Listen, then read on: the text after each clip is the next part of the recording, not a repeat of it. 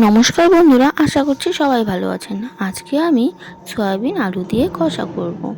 তো চলুন রেসিপিটা শুরু করা যাক। এখানে আমি 200 গ্রামের মতো সয়াবিন ভিজিয়ে রেখেছি, আর দুটো মিডিয়াম সাইজের আলু কেটে রেখেছি, আর একটি টমেটো কেটে রেখেছি। এখানে আমি সয়াবিনগুলোকে ভিজিয়ে রেখেছিলাম। এখন সয়াবিন থেকে চিপে চিপে জলগুলো বের করে নেব।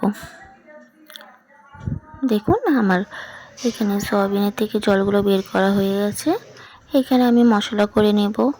আদা, জিরে, লঙ্কা এখানে মিক্সিং জারে আমি দিয়ে দিয়েছি। এখন পেস্ট করা হয়ে গেছে। তো চলুন রেসিপিটা শুরু করা যাক। এখন এখানে কড়াই বসিয়ে দিয়েছি, কড়াই গরম হয়ে গেছে। কড়াইয়ের মধ্যে আমি এখন তেল দিয়ে দেব। তেল গরম হয়ে গেছে। এখন তেলের মধ্যে আমি সয়াবিনগুলোকে ভেজে নেব।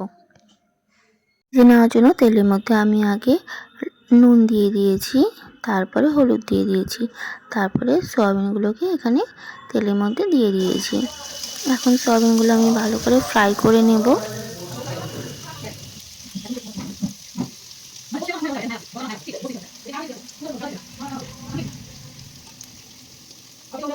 তো আপনারা দেখতেই পাচ্ছেন সয়াবিনগুলো ভাজা হয়ে গেছে। এখন সয়াবিনগুলো আমি নামিয়ে নেব। এখন এখানে ফোড়নে আমি দিয়ে দেবো একটি শুকনো লঙ্কা, দুটি তেজপাতা আর জিরে, গোটা জিরে। আর এখানে কেটে রাখা আলুগুলো দিয়ে দিয়েছি। আলুগুলো এখন ভালো মতো করে ফ্রাই করে নেব। এখানে দিয়ে দেবো আমি হলুদ আর স্বাদ মতো নুন। নুনগুলো দিয়ে ভালো মতো ফ্রাই করে নেব।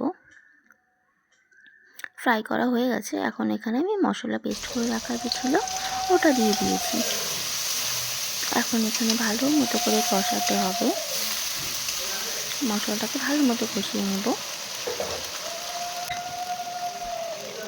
এখন টমেটোগুলোকে পেস্ট করে নেব। টমেটো পেস্ট করা হয়ে গেছে। এখন টমেটোগুলো দিয়ে দিয়েছি।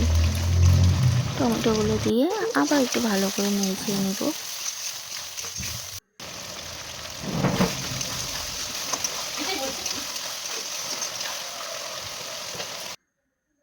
দেখুন এখানে মশলা প্রায় কষানো হয়ে গেছে। এখন আমি এখানে ফ্রাই করে রাখা সয়াবিনগুলো দিয়ে দিব। সয়াবিনগুলো দেওয়া হয়ে গেছে। এখন আর একটু ভালো মতো করে কষাতে হবে। আর একটু ভালো মতো করে কষানোর জন্য আমি এখানে জল অ্যাড করে দেব।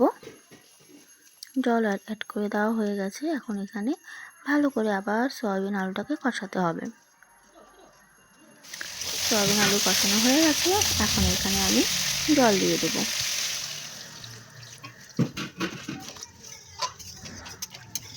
যাতে আলুগুলো আর সয়াবিনগুলো ভালো মতো সেদ্ধ হয়ে যায়।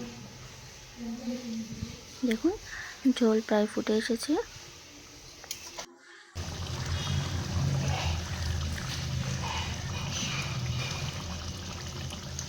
ঝোল মোটামুটি ফুটে এসেছে।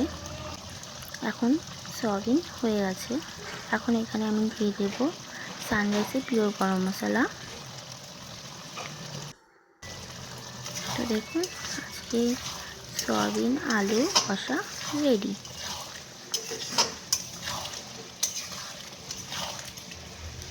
তো আমি এখন এটাকে ভালো করে নামিয়ে নেব।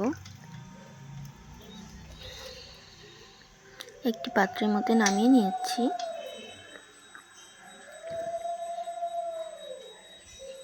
তো বন্ধুরা আজকের রেসিপিটা কেমন লাগলো অবশ্যই জানাবেন। যদি ভালো লেগে থাকে তাহলে অবশ্যই like, comment, share and subscribe করে দেবেন। যদি ফেসবুক থেকে দেখে থাকেন তাহলে একটি ফলো করে দেবেন। আর সম্পূর্ণ ভিডিওটি দেখার জন্য ধন্যবাদ।